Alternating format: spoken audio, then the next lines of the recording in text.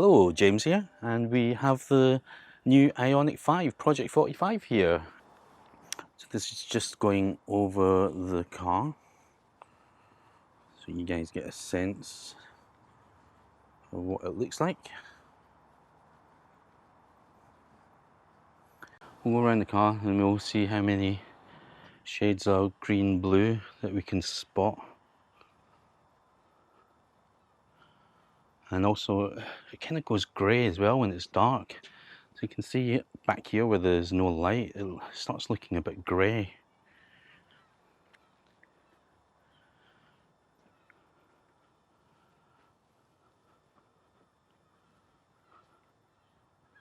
And like here where it catches, you can see it's shifting to that green.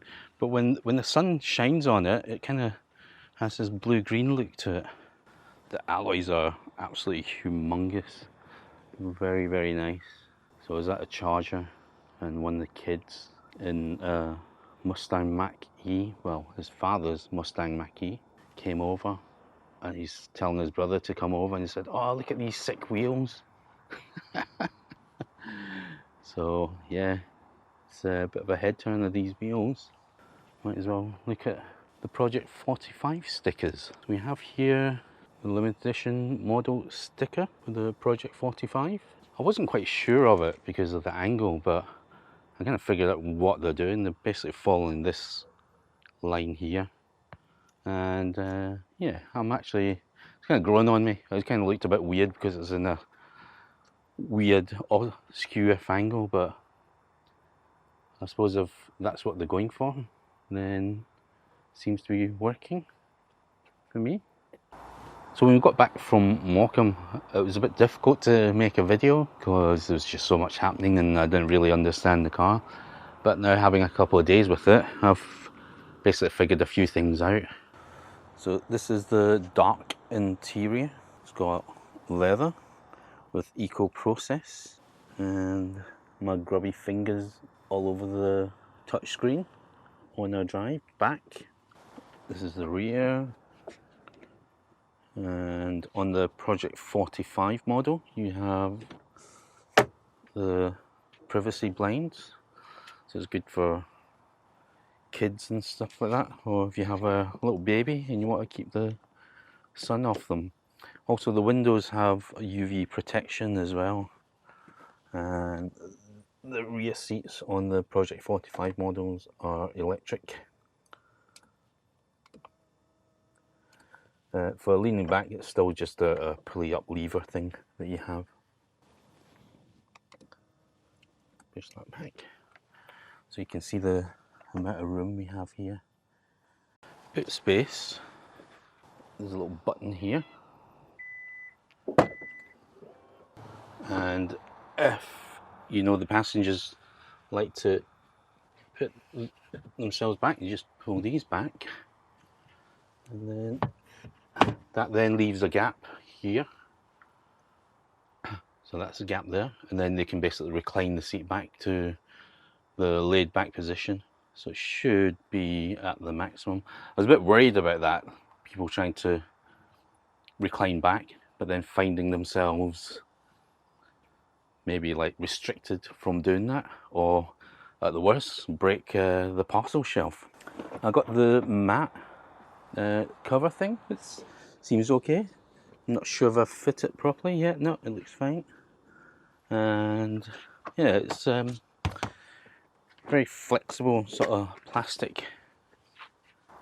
Okay, so I've removed the boot liner, and this is the boot.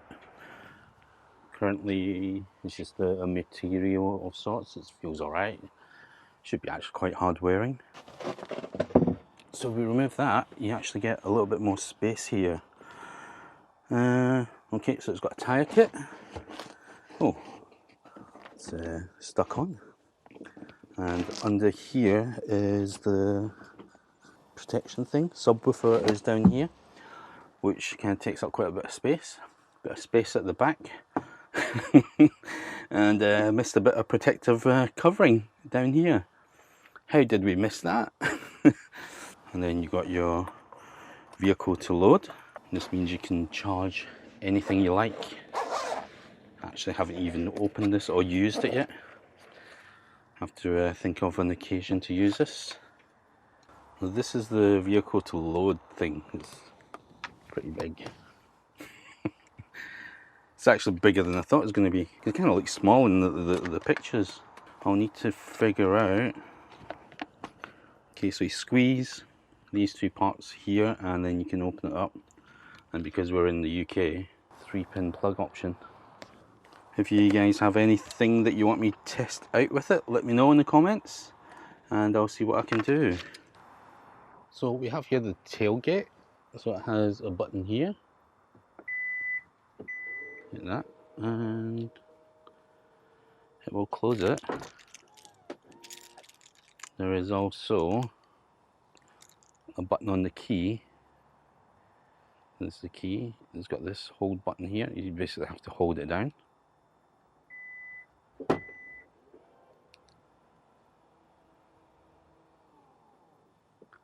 opens up and obviously you need to hold it again and keep on pressing it for it to come back down with safety beeping. But also there's actually another button right here on the car. This one here. Now if you hold that, you'll hear the boot opening again. So let's hold that down. And you can see it locking back up again. So that's 3 ways of, oh actually it's more than 3 ways. There's another way which is part of the settings of his, might not work because it was a bit temperamental before. I think you have to be away from the car, but you can actually get the boot to open up or the tailgate to open up by just stepping towards it with the key. Although I think the car has to be locked and you have to be away from it. So I'm just going to step back. Right, let's give this a go. Yep. So as you're getting closer, you shuffle your bum close to it and it opens up. I think it takes a little bit of time to activate. And obviously the best way to close it is to press the button, I find, because then you don't need to hold any buttons down. Oh yeah.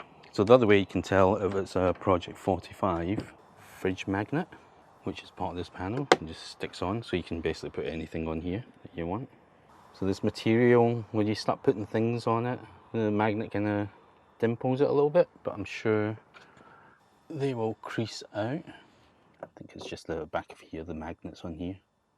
Where is it? So there's a sticker here on the door, so you know it's an official Project 45 limited edition model.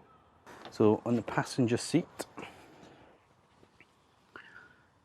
we have, oh, actually I didn't realise, because the Kona doesn't have it, there's lumbar support for the passenger and the driver. And obviously we have this which tilts the seat forwards and backwards. Up and down doesn't do anything. This one back, forward. So just move this forward a little bit. So this pushes the back up, I think is at the maximum. Oh no, that's a lumbar, no, that's the footrest, sorry. So this just brings the footrest out and then very, very slowly. Lower the seat, raise the seat. I think this is a tilt. Yeah, so tilt up, tilt down. So to get the relaxation mode going on the Ioniq 5, Project 45, you hold this button down and you press again and the whole thing shifts back. This is weird. Oh! Ah. It's very comfortable, and I think you just need to press it again to get out, but let's get out of here, because I want to show you the other relaxation seat. Right, that was a bit of a struggle getting out of that side of the car. So on this side, if you basically hold this button down, please make sure there's enough space in the rear and press the switch again. And then we press it again.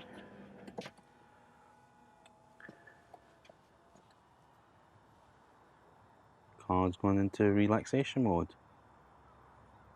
So that's both seats. Obviously, if you have kids at the back, it's probably not ideal to set it off. Although I could try and see with the kids at the back if it will actually stop. Or then again, maybe not. Maybe not a good idea to crush the kids.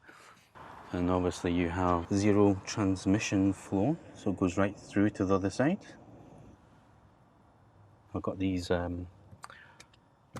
winter mats, nice rubber texture to it, which is nice. Although I've got like the normal mats as well, and there's a little thing that obviously you can see a little hole that it's supposed to attach to. Right, and then to get a relaxation mode, I think you just maybe not. Oh yeah, so it's this button to get it back to normal. And again, back on this side. Hold. Yep, so hold it for about a second for it to kick in. It brings it back into position. So one of my favourite parts of the car is this glove box, or should you call it a glove drawer. It just pulls out like a drawer, which is great. It's got spare masks, sanitizer stuff, a bit of light reading of the manual. Read at night. Close it back over. So the neat trick is the center console here. You can basically grab it. There's a little lever, and you can pull it forward. Obviously, I'm trying to do this with one hand, and it goes back and forward. So you can have the armrest closer to you, or if the kids are moaning that they've got no USB cables, so you can push this back, and then they can get to the USB at the back, which I'll show you. This is a drinks holder, and then you've got a bin at the front there. It's holding water. And that USB connects to the car infotainment, so you can have Android Auto and what's the other one? Apple CarPlay. You've got two USB ports there and there. It's all USB-A, which isn't too much of an issue for me personally. Obviously, you've got the Bose sound system. So at the back of the console here, which slides. Obviously, when you get the mats, you need to make sure you get the ultimate model spec, or the Project 45 one, that basically has room for the slidey center console, and it's got two standard USBs there, and also air vents for the kids at the back, which is really handy because the amount of times they've said to us to turn the aircon on in the car, and I need to blast cold air in my face just so it can get to the back of the vehicle, which can be a bit of a pain. So it's nice that they've got their own airflow, I suppose. And on the back seat of this model, there is heated seats. So there's two levels of heated seats, and it just cycles from full, 1 and 0. And obviously the window, which I think I have locked. So you have this, which is the 3-pin plug. So you can put it a bit closer. So that's it there. It slides on and off, or like so. And then when I had it, this was actually locked. And then the way to do it is you have the key, and you press this little button at the back of the key, and this comes out like so. And I thought you had to push it right in to get it to go, because that's what the picture told me. But you'd see that little key there, it actually just sits on it, and then you can just rotate it ever so slightly. Let me get round the other side to show you. It doesn't even push in at all, it just sits on there. I think it's got the shape of the key, and you just rotate it to the unlock position, and then that unlocks it. And if you want to lock it, you just twist it back round to... this is awkward because I'm kind of upside down here. to the lock position, and that stops it from, well, it's supposed to stop it from opening. We're not locked it properly. All right, click, then turn. Right, okay, so that's it locked now. And then obviously to unlock it, you just counter rotate roughly 45 degrees, and then it's back open again. But tell you the truth, I'll probably just leave it unlocked. Right, so one last thing before we set off. Right, I'm going to attach this into here for the road trip, and it's basically turned green, low light, so it means it's on, and that is attached to this stuff. And let's start dipping. So that's for the camera, that's to charge the iPad and the spare battery packs. So this is my setup. It's a little bit messy at the moment, hopefully fix that at some point. And I got lovely socks on the end of my tripod just to stop it from scratching the car. Oh, actually I haven't talked about this middle console part that goes up and down. So that actually goes up and down, and you can push that and open it up. There's my mask and a few more wires and stuff. And well, at least I'll never run out of socks. You got 2 dash cams for filming, and that's it. So we're gonna start heading off, I think. Oh, I suppose I might as well show you this. Oh, can you see it? Ioniq 5. One last thing before we go, the frunk, you basically have to pull this lever here, opens up the bonnet. You just have to find a little latch and it lifts up.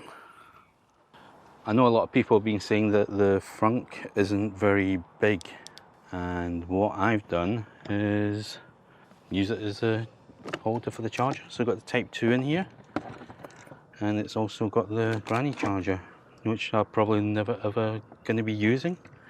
So it's kind of out of the way rather than sitting in the boot clogging up space. So it's quite a nice fit for all that. I mean, you could probably fit a couple more, I don't know what you'd ever want to fit in here, but you could fit a few more things in this little frunk. This is the all-wheel drive, which is a lot smaller than the rear-wheel drive because of where the motor is.